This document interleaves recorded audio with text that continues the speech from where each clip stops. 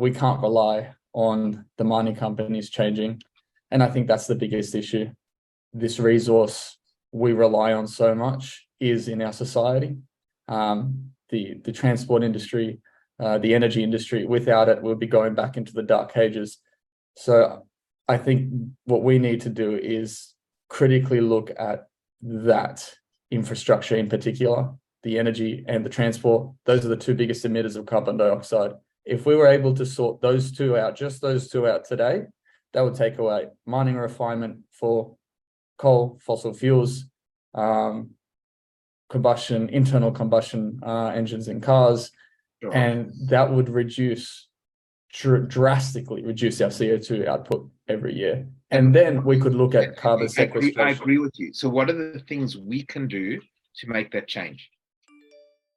Yeah, so that's the complicated part. It's all about scale. As individuals, as a society, the things that we can do is what we have been doing in terms of changing the social paradigm, of going green, of making those individual choices that govern those industry decisions of, okay, the demand for certain kinds of services, such as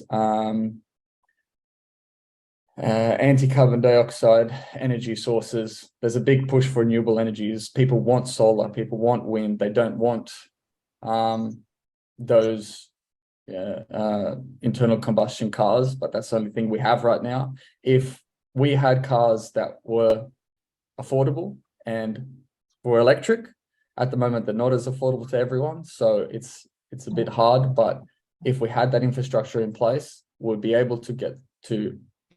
But I think the key thing is not the electric vehicles. It's, as you said, it's more the air, the transport, the mining, the whatever. Like I think what Horace was saying, one of the solutions could be nuclear. Is nuclear a solution? What do you reckon?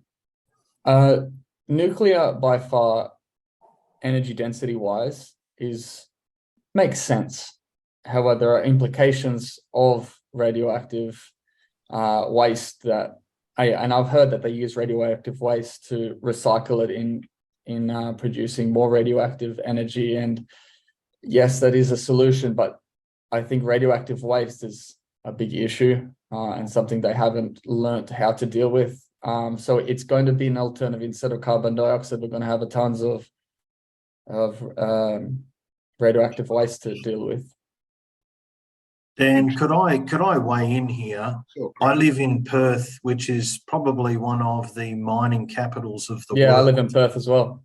Oh, you live in Perth too? Well, yeah. Mate, what I see is the mining industry do not care about the environment at all, and they have no respect for water.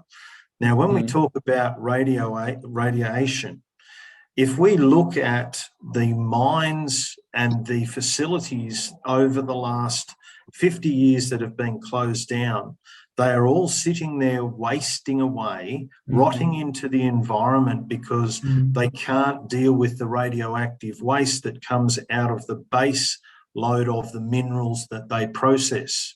And we've actually found a way to deal with this with Iluka, which is the biggest mineral sands company in the world. We've actually done a proper working trial with this.